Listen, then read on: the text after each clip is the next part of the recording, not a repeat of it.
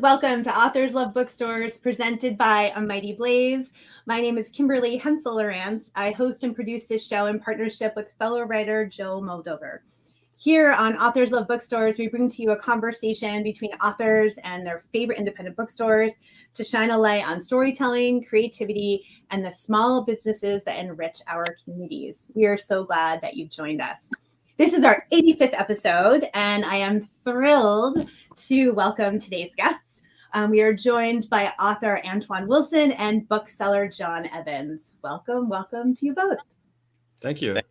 I'm especially excited to have you because you're both calling in from Los Angeles, where I imagine it is sunny and gorgeous. I am calling in from Boston, where it is sunny and cold. So thank you for bringing some sunshine. We appreciate that. Before we jump into our questions, I want to tell our audience a little bit about our guests. So first off, let me read to you Antoine's bio.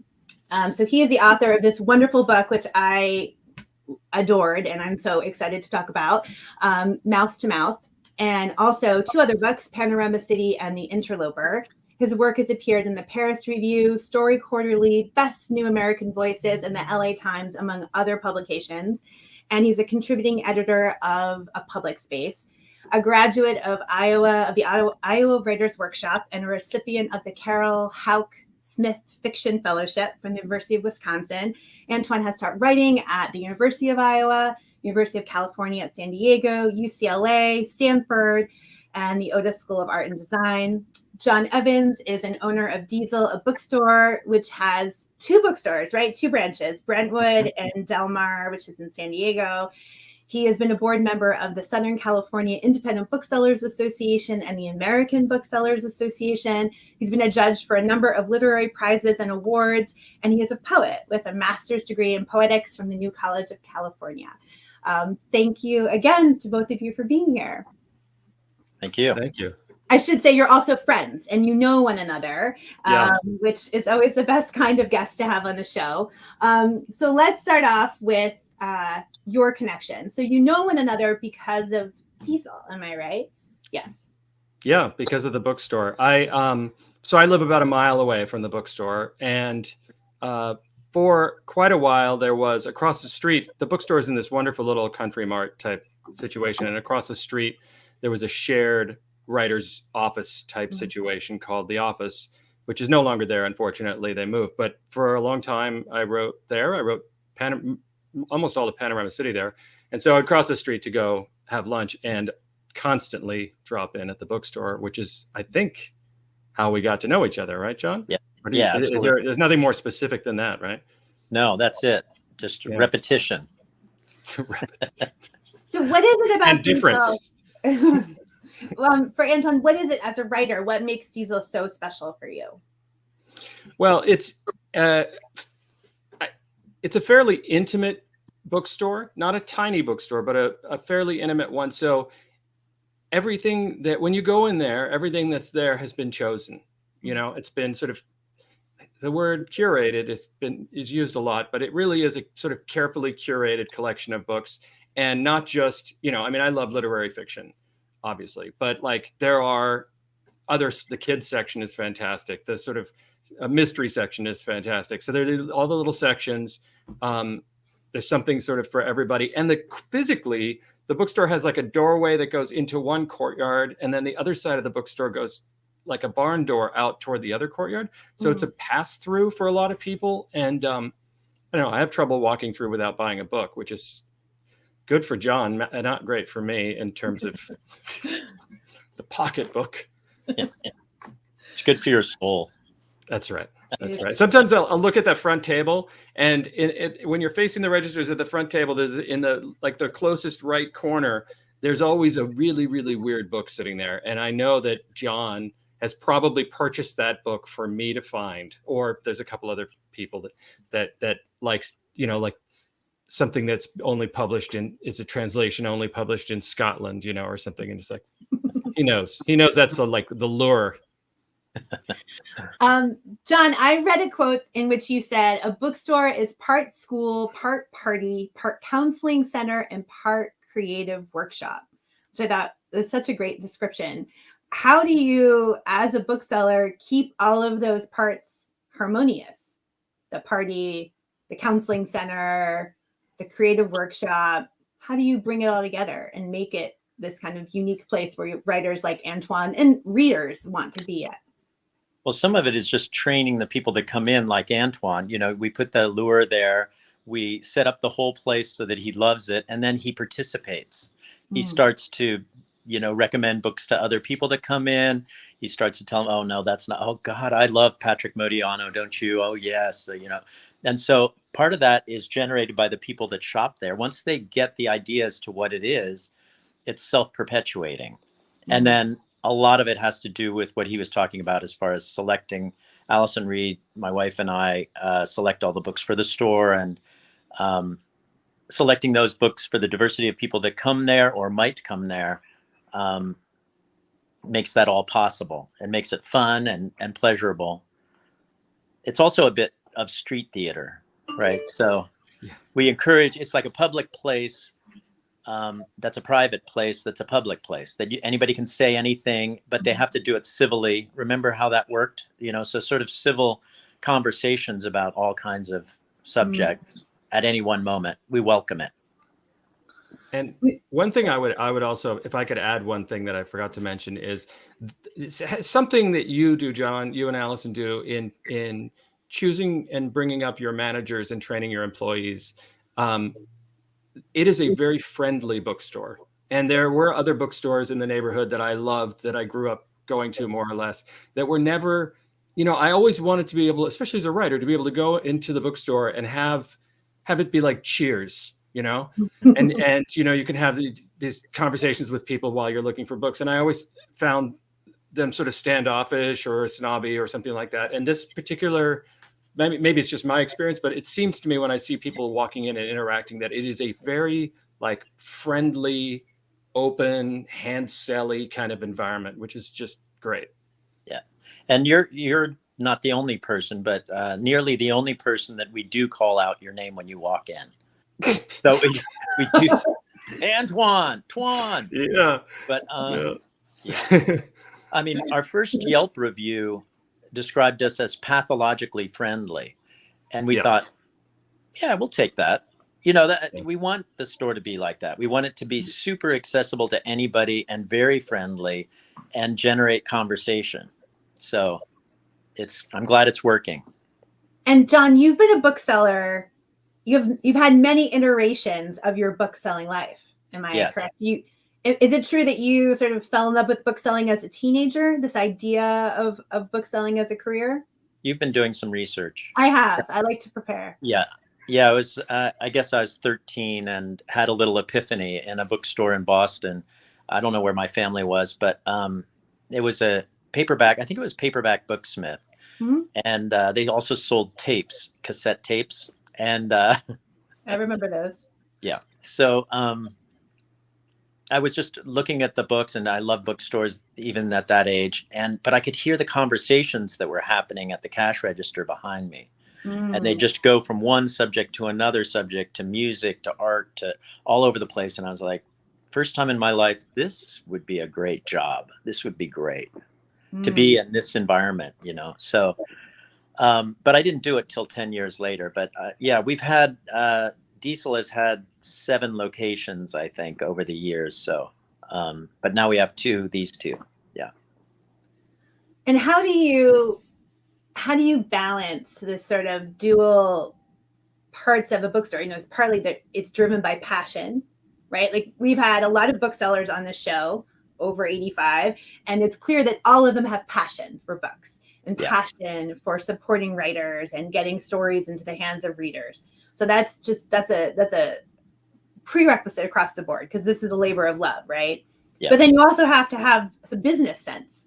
And so how do you balance the two of them? Is it choosing the books? Is it like, what is it how can you make the two of them work together successfully? It's not easy.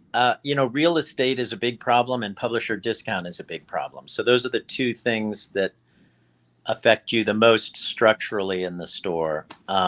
We've always been sort of lean as to the number of employees, but we always pay them well, and healthcare and all that. because really it all boils down to the booksellers, right? So, and as long as there's a passionate population for reading books, so if you're in the right neighborhood, I mean, in the case of Brentwood, it's extremely affluent. In the case of Del Mar, it's pretty affluent too. But in some of our locations, it wasn't so matter of affluence as people valuing independent businesses, independent thought, independent writing. And so then they support the bookstore. And then it's just a matter of doing the small thing of making it great, right? So how do you select the books and all that? And I think we're pretty good at that. And my wife and I have different skills as to how to do that. Well, speaking of a great book. Yeah. Excellent segue. Thank you very much. I appreciate that. I loved this book, Antoine. It was so Thank good. you. And I thank you for writing a book that I can recommend to everyone. I love shouting from the rooftops when I fall in love with the book. And I'm not the only one. The reviews for Mouth to Mouth are terrific. And I want to read some of them because they're so good. So the Washington Post calls you a first-rate yarn spinner, and and says that the novel is sly and energetic. Sly. Kirkus says it's a deliciously nasty morality play in the guise of a thriller. The New York Times says it's an enthralling literary puzzle. Lauren Groff, hello, said that she calls it sleek, swift, and graceful. And when I read this book, I kept coming back. Well, first of all, I couldn't put it down, but I also knew that I wanted to savor it. I wanted to gulp it down in one swallow, but I also wanted to make it really slow. It's one of those books that you really want to enjoy. But I kept coming back to the words vivid and intriguing. It's like one of those books where I just was so curious about what would happen next. Mm-hmm. And John, I wonder, what did you think when you read Mouth to Mouth? I mean, I think very similarly, the propulsion of it surprised me a little bit. It just took me right through it. And I don't read a lot of things that are like that. Mm-hmm. And I don't necessarily think of that as Antoine's style. And I think that's why a lot of people say that it's a mystery thriller, because it has that thrilling line through it, and the pacing on it. But a lot of the other layers of it that you discover or you experience fully at the end of the book, and you just immediately want to read it again. And that's unusual for me. I never have that experience where I finish a book and I immediately want to read it again. And it's because it, the way that the plot goes, but it's also because there's been this subtle buildup of all of these interwoven things throughout the whole book that come to a great culmination. But not in the ways that are typically done. So it's sort of a poetic book. It's sort of a philosophical book, and yet when you're reading it, it just feels like a great read. Mm-hmm. It's an unusual. So I can understand why some people put it in the psychological thriller category, but it's really a very literary book that is just a great pleasure to read. Antoine, we should come on your book tour. Yeah, I mean, it would be great. It'd be a lot. I would have to expend a lot less energy. I think I could just sit there. For our audience, yes, I agree. For our audience members who have not yet had a chance to read your book, can you tell them a little bit about it? We've asked, obviously could, but I know they'd love to hear from you.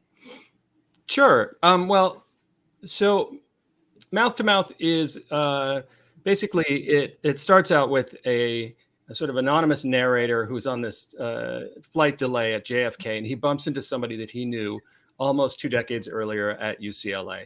And this narrator is sort of a schlubby, down on his luck novelist. And the guy is now a very fancy art dealer type person, and he's done really well for himself. And this guy, Jeff Cook, invites our narrator up to the first class lounge for a nice time, some snacks and drinks while they wait out the delay, and sort of proceeds to buttonhole him, telling him the story of how he got to be who he is, starting with just sort of post-college, starting with his rescue of a drowning person on the beach in Santa Monica. And something he's never told anybody before for various reasons. Yeah, and it's essentially the story of Jeff Cook's rise as told to an old college acquaintance. where did the book start for you when you started writing? And I read an interview that said that you once saved someone's life. I read an interview that you started this book, like parts of it 20 years ago. Mm-hmm. Can you tell us a little bit about where this spark Sure. occurred and how you cultivated it for so long? Yeah, the 20 years ago thing is just a little funny anecdote about the way that things, will circle in your mind until you finally find a use for them. And I found an old document after this was written on my hard drive from 20 years ago, 21 years ago, that was called airportstory.txt. And it opened with somebody calling somebody's name over the intercom and narrator being like, I think I remember that person. I wonder if it's really them. And it had the image on the first page of this book, there's a fairly just gratuitous image of he's thinking about looking at fireworks from above. He saw that happening out of the window of the plane. And that was there too in that same document. But the real sort of seed of this, amazing. The real seed of this book was, so I was pre-med. I worked as an EMT. I did some life-saving related things, but post-college, 1997, I was in Seattle visiting there with friends, and we were down by the waterfront, and there was a guy. I prevented a guy from walking in front of a train, essentially. And he was just walking along, air drumming, paying attention to nothing, headphones on. And he didn't see that he was on this collision course with a freight train. So I got his attention, and he looked over and stopped, and then the train just like went right by him. And he was like, oh my God, you saved my life. I'm going to buy you a big steak dinner. And then the train finished going by, and he just kept air drumming like away, disappeared forever. So my friends made fun of me for a long time about this, like, where's your steak dinner?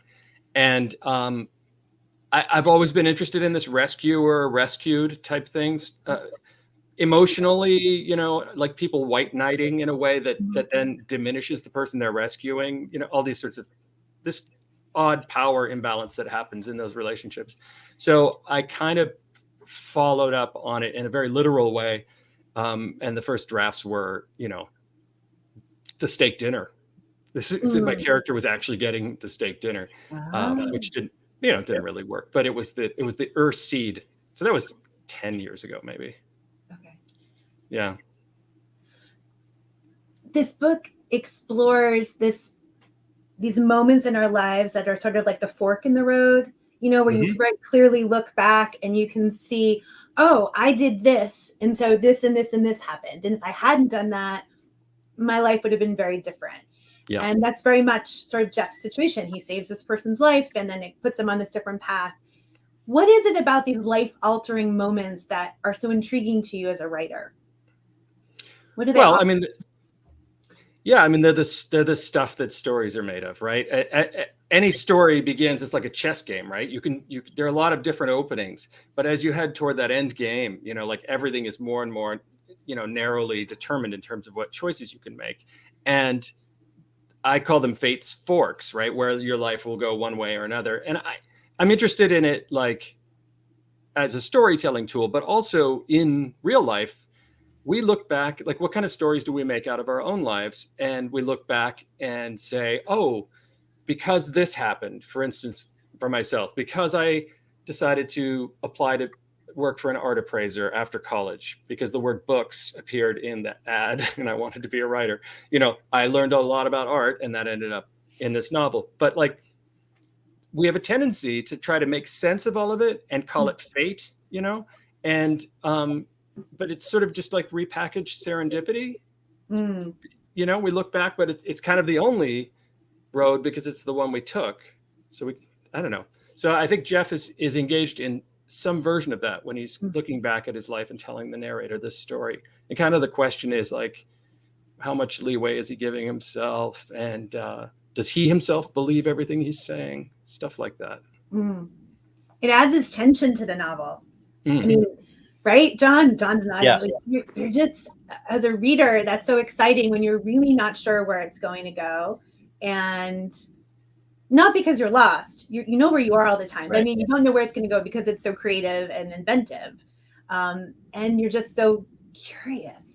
Well, part of it is also who the narrator is, you know, and are they believing the story that they're hearing, and what do they think of the story they're hearing? And there's a lot of ambiguity about that as it goes through. Like you may be seeing, and I've even heard people talking about it excitedly about enjoying the book, but then their version as to whether it's a reliable narrator or an unreliable narrator, whether what whether Jeff, like what Antoine just said, as to whether Jeff believes his own story or if he's manipulating the narrator or manipulating himself, you know, just trying to convince himself of something. But what's interesting about it is that in a conversation that basically takes place in one location, it is way more fascinating than you would think that would necessarily be, right? And part of it has to do with switching the narrator speaking directly and not, I mean, and Jeff speaking directly or not. And there's all these tricks that I probably don't even know, but Antoine does, as to how he achieved that kind of level of intensity, because the book is very intense, but it's a very small thing that's happening. It's really just a story being told. But that story, you don't want it to, it's hard to put that book down. Well, it's funny that you mentioned techniques. I mean, I love exploring different narrative techniques, you know, and a lot of the core of this story, going back to that steak dinner thing and these kind of relationships, was not about necessarily the narration, but was just exploring the rescue story, and the narration aspect came into it later and it sort of was what I needed to move forward with the book at a certain point. But one thing I enjoyed about putting this together is that the scenes that happen in the airport are like almost real time, and they're very static. I mean, he gets up to use the restroom or go get another beer, but other than that, it's just these two guys sitting waiting out a flight delay. And that, I'm not sure why, but that really appeals to me. Like maybe this is just the kind of book I like to read. And then Jeff tells a story, but it cuts away into what's essentially like a close third person for a lot of the sort of back, you know, the story, Jeff's story. And the alternating between the two, I sort of felt my way there as to which one to use when. But what it ended up doing is this creates this sort of slow pause present, and then boom, you're off to the story, and then back to the slow pause present. And in that present, we get to skip that storytelling to like the next important chunk, which you kind of can do with chapters anyway in any kind of storytelling. But I feel like it gives a sense of like that there's no fat, you know, the transitions are kind of almost eliminated as we hop, you know, like a message down an axon, you know, like a nerve just hopping along, to give it that propulsion. The book is lean. It's 178 pages. Was that freeing or challenging to have it sort of at that length?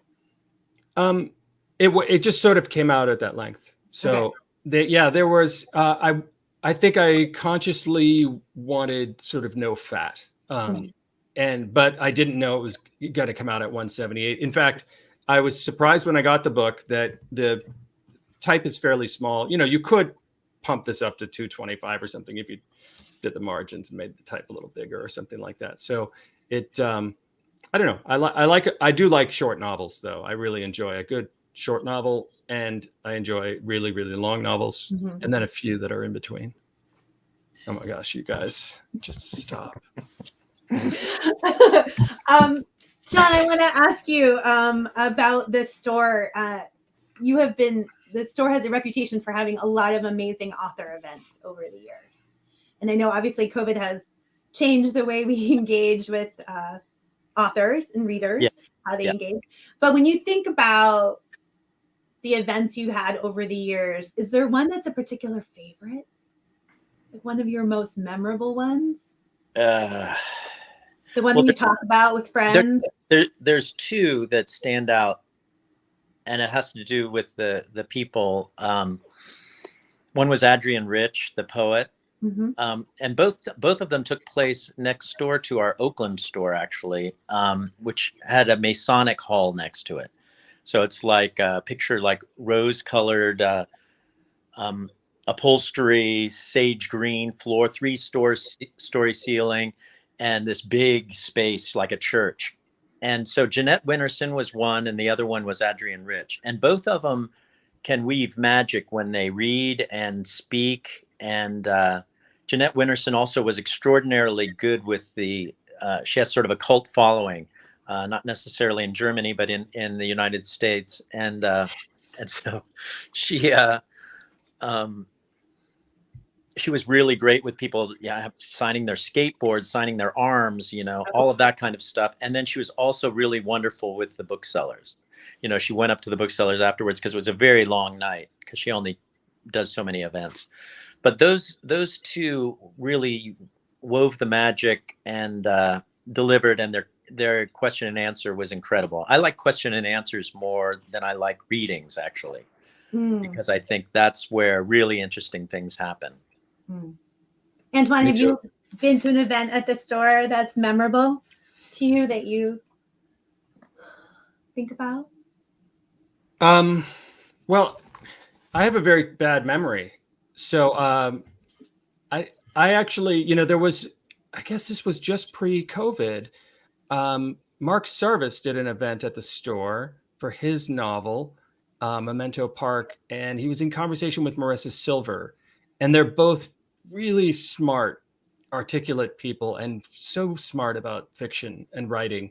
And it took place in something that's now a store. I can't remember what store it became, but for a little while it was this empty space. And it was sort of packed to the rafters, and it just was a very stimulating evening. But so have, most events been. It was a little like an art installation, that one. That felt good. Yeah. That had a really interesting feel to it. We do a lot of them in the courtyard outside in Brentwood, which is a really nice space for doing events. So you said earlier, John, that you and Allison choose the books for the stores.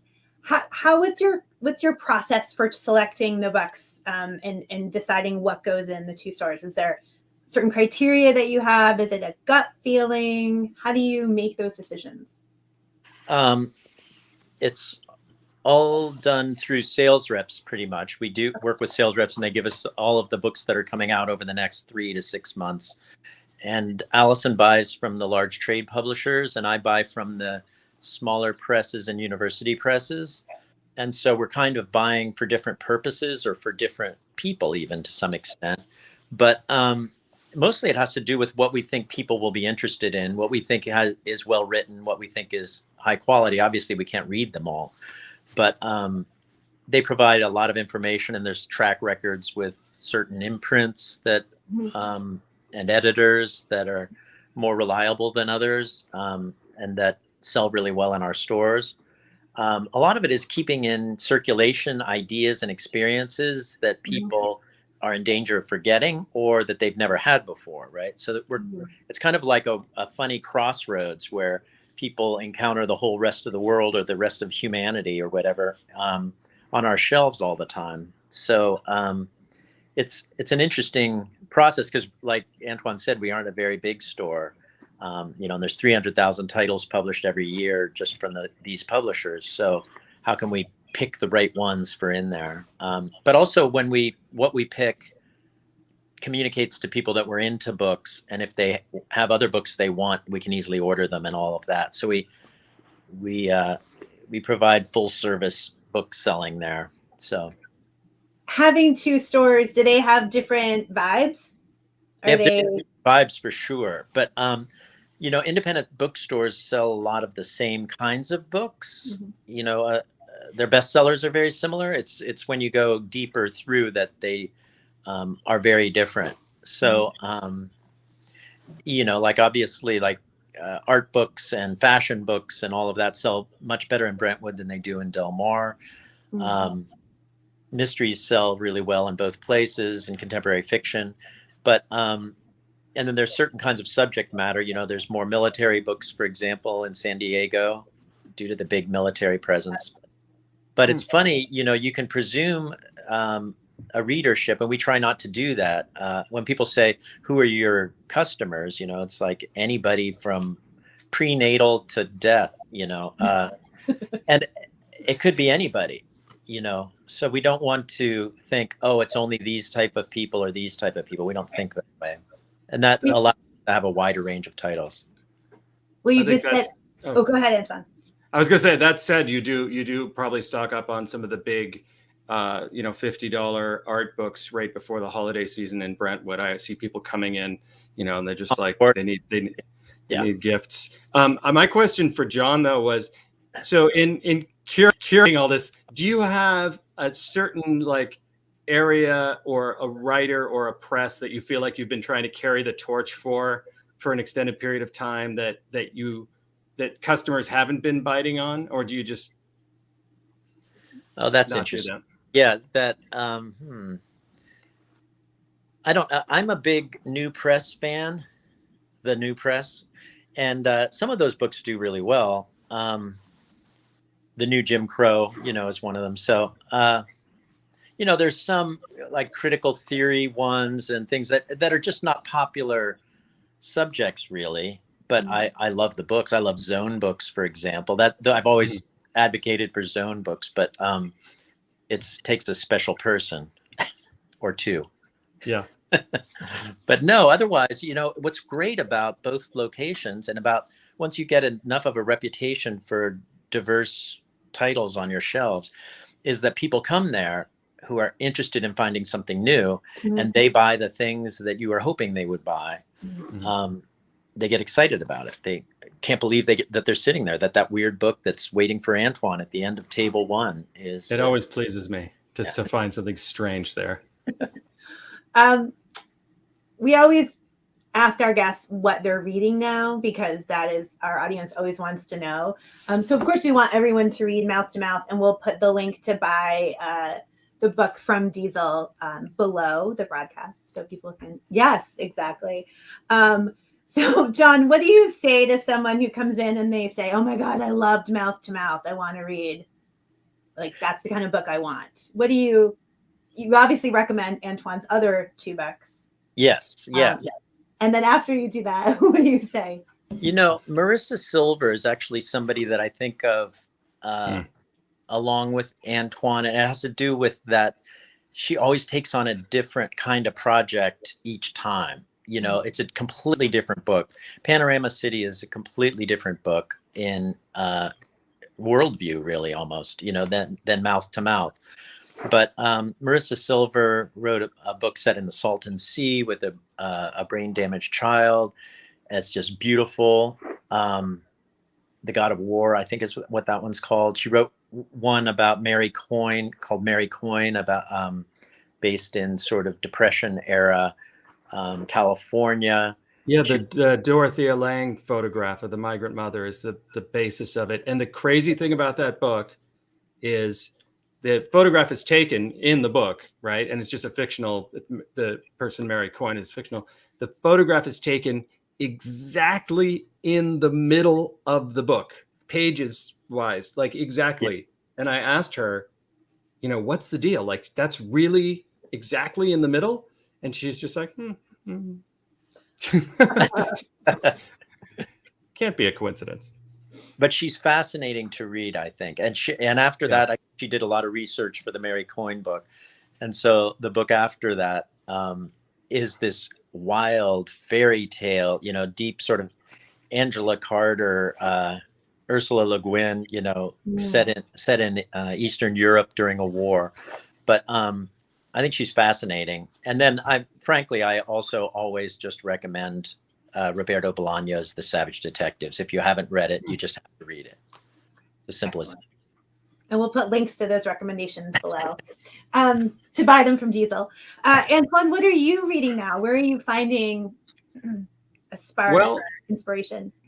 What am I reading right now? I just finished reading Very Cold People by Sarah Manguso, which is, I think, out next week. And it is really fantastic. It's her first, she's written a number of books, but 3 memoirs and a sort of one book of sort of aphorisms, but this is her first swipe at a novel. And it's very much a Sarah Manguso book, like this sort of insanely perceptive intelligence and sharp sentence making, but it's in the form of a novel, and it's set in the Northeast, and it's sort of like all of the sort of town's secrets and stuff buried under the snow. Yeah, so it's a beautiful book. So I'm enjoying that, and then I'm reading. I think it's Mac's Problem by Enrique Villamatas, and I've just enjoyed his books over the years. There's a problem with his books, which is I will often find that the thing I want to be writing, like I had an idea for something, and I open it up, and the first paragraph of Mac's Problem is this guy who's a novelist, and he's talking about writing this novel, and it's the freaking same idea that I had. So I don't know. There's some sort of weird connection with that guy. One of the things, thank you for those recommendations. Again, we'll put the links below. One of the things I discovered, Antoine, is that you are a surfer. Mm-hmm. And you mentioned that in the green room before we came live. You were talking to John about surfing. And I was really curious about the connection between surfing and writing. Do you find that being a surfer informs your writing, or is there something you learn from that experience? Because isn't surfing, okay, I've never surfed before, but I did read Barbarian Days. So that's I love that book. It's so good. I love it. Love it. Yeah. Antoine was in conversation with William Finnegan at our store for that book, actually. Yeah, that was a really fun event. Yeah. And I wasn't going to name it because it's not polite to name your own events as your most memorable, but I loved meeting him and talking to him about that book. Yeah. Surfing. I don't know. See, like surfing, I associate writing with time anxiety, like worrying that I don't have enough time because I've got to go pick up kids at school, or somebody's going to interrupt it. And then also I'm going to die before I can get this stuff done, and I'm slow and disorganized, right? And then surfing is the way that I reset my clock to sort of natural earth time. The way I've described it to myself is sort of like feeling like, oh, wait, I'm just a human being on the planet Earth. And I think there's something about stepping into the water and having the city at your back, and in front of you is just the horizon. And surfing itself is phenomenal and very addictive, but you spend most of your time looking at the horizon and reading the water. And there's something just sort of return to nature about that centers me, I guess. And that's very useful to come to, when returning to writing. But otherwise, I try not to think about what I'm working on or anything like while I'm out there.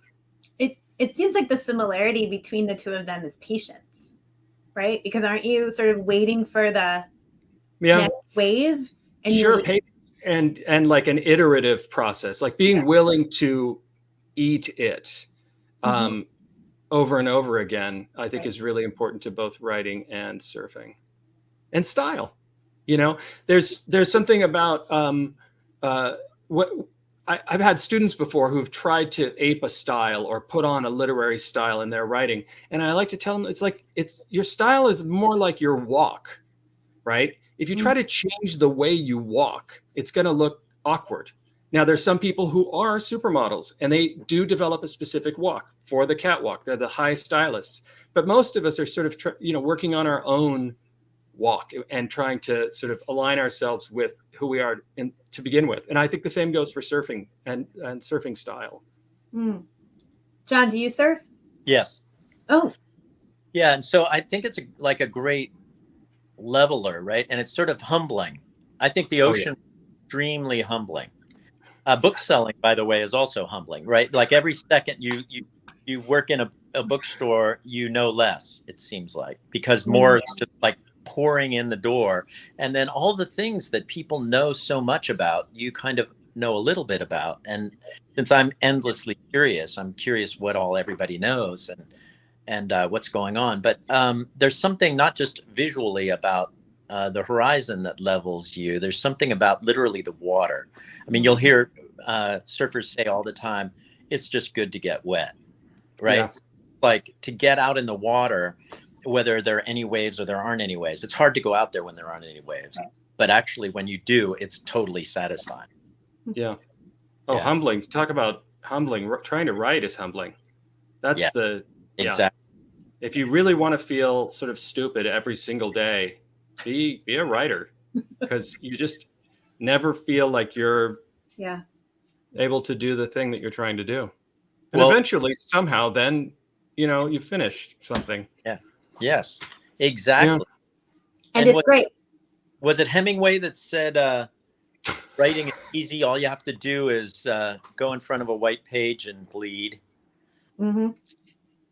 Maybe there was some guy named Red something or other that, and I apologize to fans of his work, but I thought he was the one who said that. Some guy whose nickname was Red. I don't know if he was I don't know what kind of writer he was, but we'll have to look it up. Yeah, so, and another character in this book is Los Angeles, right? It feels like to an extent. I mean, even though the characters are in JFK Airport, Los Angeles is very much present in this book, and it's we've had a number of LA bookstores on the show. There seems to be a great concentration of writers and book lovers in the LA area, which I think maybe the rest of the country thinks of only Hollywood, right? They don't think that there's more to Los Angeles than that. What is it about LA that's such a draw to write? I mean, other than the sunshine and the surfing. Actually, I can answer this question myself, right? The weather. Yeah, right. You're sitting under 20 inches of snow. You tell me. Yeah, that's true. But what is it? What is it about? Is there something sort of in the sort of makeup of the city that draws so many people, that makes it such a great backdrop for writing for books? Well, I think I know a number of writers who are married to people who work in Hollywood. So my wife is a television writer. So that, we're here often because that's the other person in our partnership is involved with that business. But one thing that I've always enjoyed about LA as a writer, and I think visual artists really came to rise in the past 20 years here even more, is a sense of freedom. There is no house style in LA. There's no sort of people telling you how to do what you should be doing. At times that can be difficult because you feel like you're out there and you're adrift. But at other times, I don't know, it's just a very sort of small C Catholic environment, right? Like everyone can write books the way that they want to. And I think there's just a little more sense of freedom. Part of the freedom comes from the fact that a lot of people just don't really care. Also, like, the public, when you're out there, there's just there's not a sense that it's that how you write is anything is hinging on it other than your eventual book. I think it's also that LA is like this vortex for creative people who are coming to the music business and the film business. Mm-hmm.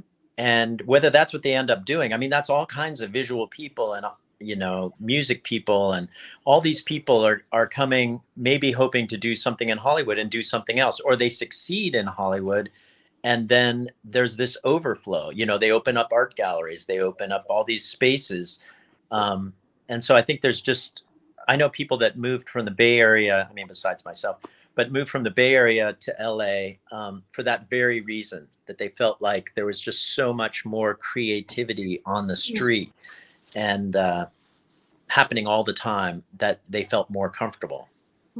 Interesting. And they're very supportive bookstores. There's almost like, I'm not going to name all the bookstores, but if you go from the South Bay at Pages to Diesel Brentwood, Book Soup, and then you're at Skylight, and then at Romans, there's almost like an archipelago of very, very strong, solid, independent bookstores, in addition to littler ones. Mm-hmm. Which is a nice segue to the fact that our last question always goes to the bookseller. John, please finish this sentence for us. Running a successful bookstore is part hard work, part luck, and part what else? Part luck and part exhilarating street theater. What else is there to say about it? It's fantastic. That's a great answer. Yes. Perfect. Thank you so much for being with us today. It was really a pleasure to talk with both of you. Your book is terrific, Antoine. again. Thank you, Kimberly. I really thanks loved for, it. Thanks for having us. To our audience, if you liked today's show, and we hope that you did, please buy the book, first of all. And again, the link is below. But also please subscribe to A Mighty Blaze on Facebook so you can get notified about all of our other events. Or if you're an anti-Facebook person, please hop over to our website, amightyblaze.com, to sign up for our newsletter. We send it out every Monday and you get a rundown of all the interviews. Also check out Antoine and Diesel through the links below, and join us back here next week for another episode of Authors Love Bookstores. Until then, be well and keep reading. Thank you. Thanks. Thanks. Bye, Antoine.